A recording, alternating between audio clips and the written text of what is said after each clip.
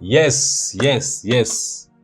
Welcome to Mythology Matters, where ancient narratives reveals a profound connection between history, theology, and mythology.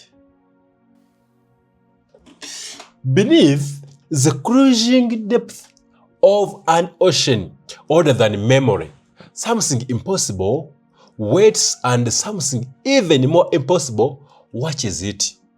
The Leviathan is not merely a beast of myth. It is a force that could unlevel reality itself if ever fully awakened. Yet, it is not alone. Above it, unseen by even and unspoken by earth, stand a silent guardian, the angel that guards the Leviathan, not to destroy it, not to free it, but to hold the boundary between existence and oblivion. Thank you for watching and for stepping into the edge of something ancient and forbidden. Chapter 1. The sentinel above the abyss. There are depths beneath the world where the ocean stops behaving like water, not because it freezes, not because it boils, but because it forgets what it is supposed to be. Down there, beneath pressure so absolute, it erases the idea of form, lies a region older than many map, older than any name given by human tongues. Sailors once called it the silent deeps. Theologians refused to name it at all, but in its oldest fragment of forgotten cosmology, it is referred to only as abyssal threshold. It is a place where reality becomes uncertain of itself, and beyond that, threshold, something immense coils in endless stillness. Leviathan. It is not a creature in the way creatures are understood. It does not swim through water so much as it occupies the concept of depth. Its body is described in a broken metaphor across lost civilizations. A serpent of continental scale, a storm given born, a thought too large to complete itself. When it moves, tectonic memory shifts. When it dreams, currents above it forget their direction. But what most accounts fail to mention, or deliberately avoid, is that Leviathan is not alone. Above it, suspended in space that is neither ocean nor sky, there is a presence that never departs. The sentinel is the angel that guards the Leviathan, or the angel that guards the Leviathan. No scriptures agree on its origin. Some say it was sent at the moment that first waters formed. Others insist it predates water entirely, existing as a principle of containment before matter had shape. A few heretical texts claim it is not a being at all, but a function of reality made aware of itself, a mechanism that learned how to observe. But all accounts agree on one thing: it does not live, not ever. The sentinel does not stand upon the sea floor. It does not float upon the surface. It exists in the impossible region between those extremes, where distance becomes irrelevant and action loses meaning. To perceive it correctly is to feel one's own awareness destabilized, as if the mind cannot decide whether it is looking upward or inward. Its presence is described as a light, but not illumination. It does not brighten the abyss. Instead, it defines where darkness ends. It wings, if they can be called wings, a vast stretch all ordered radiance. Each layer vibrating at a frequency that suppresses collapse, where Leviathan expands toward dissolution. The sentinel contracts reality into coherence. They are not enemies, they are not allies, they are opposites that cannot exist without each other. Ancient record from the drowned city of Velkarem contains the earliest surviving description of the sentinels. Sentinel's vigil.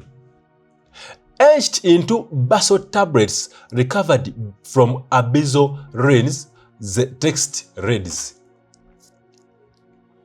when the deep one stirred beneath the last light of the world, the heavens did not descend in wrath.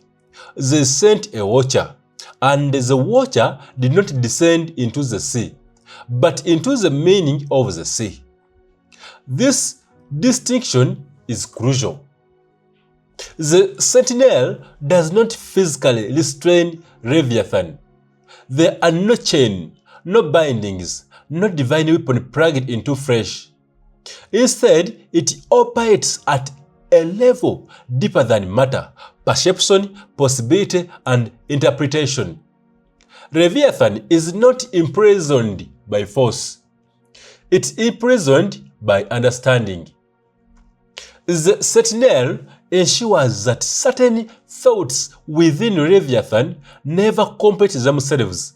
Certain awakening never fully form. Certain impulses collapse before they become action. It does not stop movement. It prevents intention. There is a phenomenon recorded by abyssal scholars known as conceptual dampening. Expeditions that venture too close to the threshold often report a gradual narrowing of thought. Idea became simpler, memory became unstable, language began to lose complexity. Eventually, the mind reduces itself to basic survival cognition. Those who return, if they return, describe it in the same way. Something was editing my thoughts before I could finish them. This is attributed to the sentinel's passive influence extending beyond the abyss.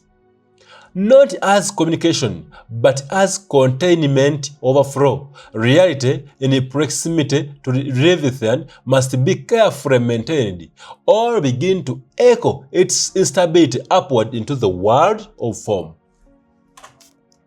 Leviathan itself is not unaware of this presence.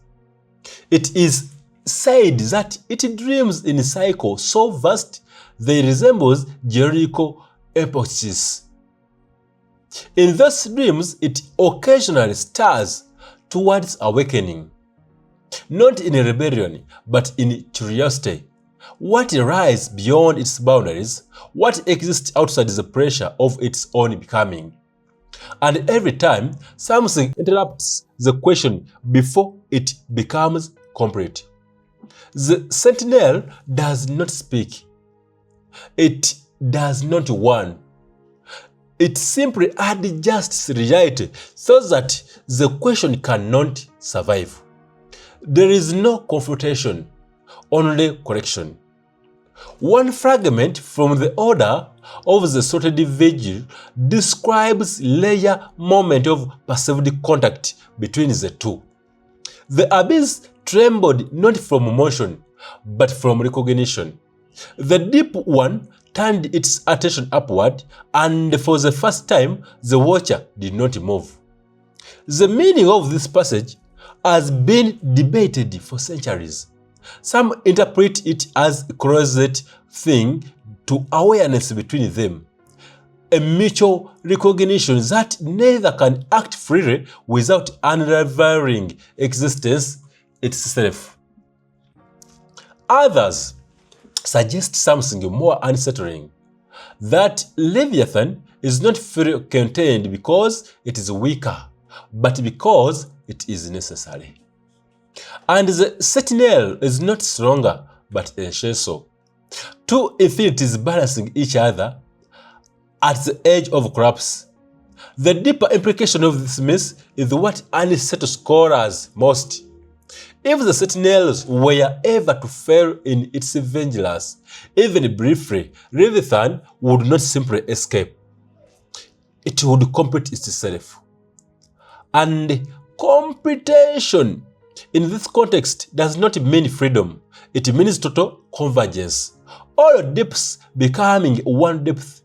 All motion becoming one motion. All existence folding inward until distinction no longer exists.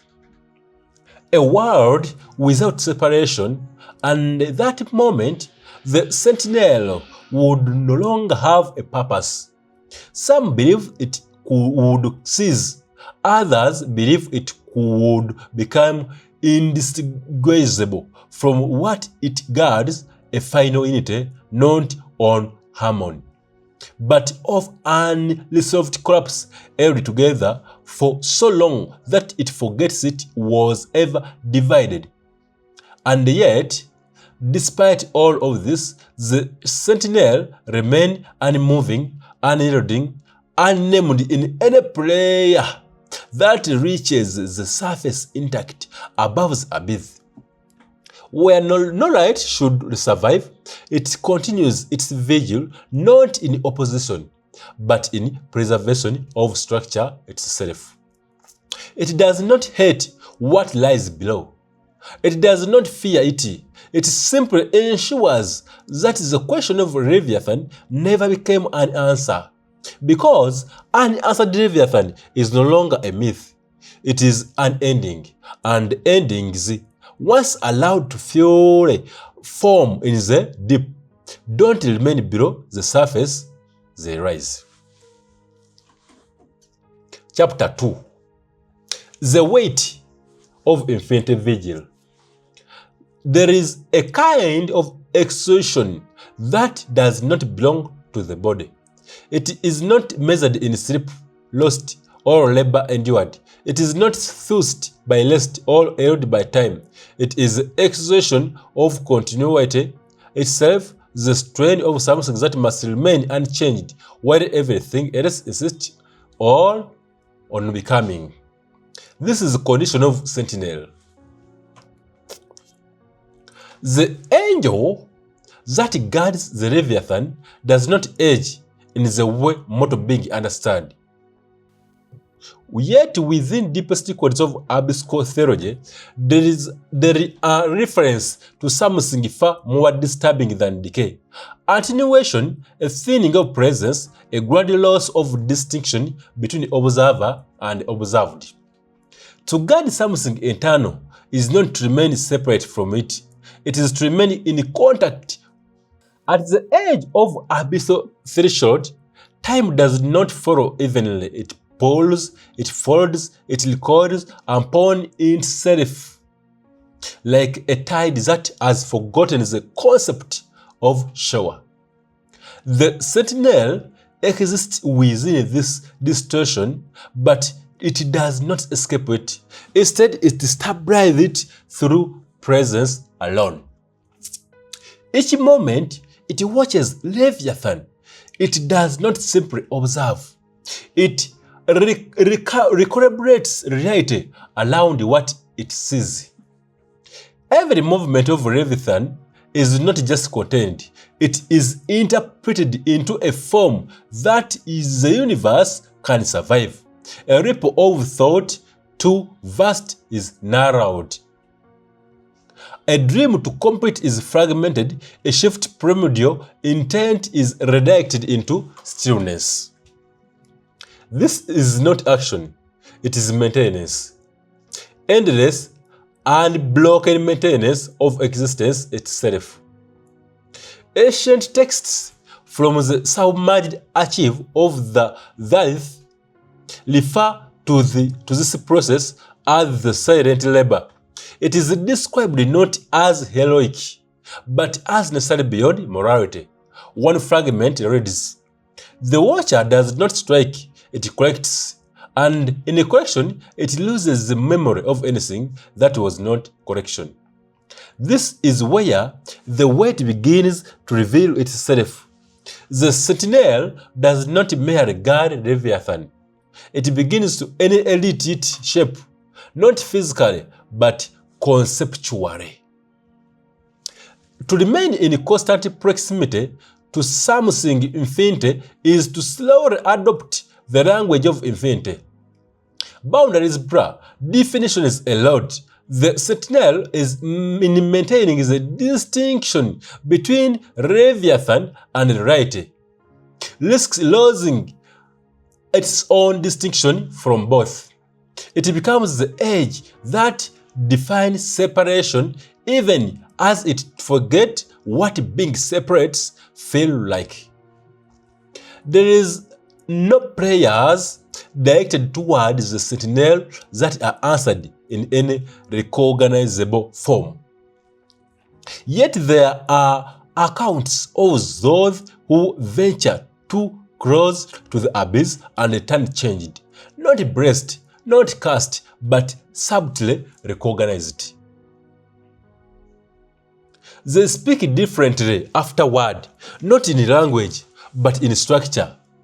Their thoughts arrive more efficiently, as if unnecessarily complexity has been removed. Emotional extremes flatten. Memory becomes ordered, almost curated. When questioned, they often cannot explain what happened. One survivor wrote, "Something near the bottom of everything made me simpler so I could survive knowing it exists." Scholars interpret this as a residual influence of the sentinel's stabilizing field. It does not communicate, it does not teach, it does not guide. It reduces entropy in cognition itself. Because in the presence of Leviathan, excessive complexity is dangerous. But what is often ignored is this interpretation is the cost. Stability in the abyss is not passive. It is enforced through constant adjustment. Every potential instability is met not with resistance, but with primitive restructuring. The sentinel does not wait for Leviathan to become dangerous. It ensures danger never fully becomes definable. This requires infinite attention, not sustained attention, but total attention, without lapse, without interruption, without the possibility of distraction.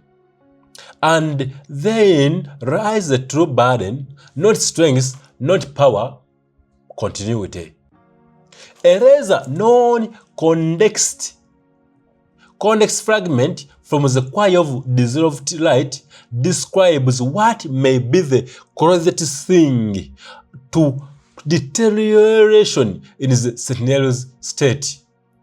The watcher no longer disguises between the motion of the deep one and the stillness it imposes. Both are now the same act seen from different ends of perception. This suggests a terrifying convergence.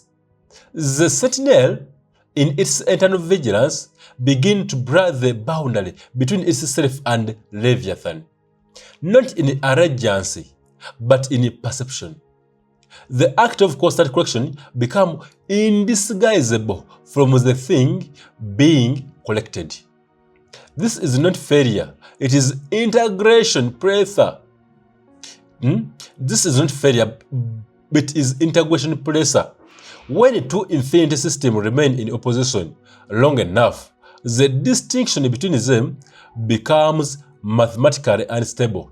Leviathan, for its part, does not resist, in the way resistance is understood.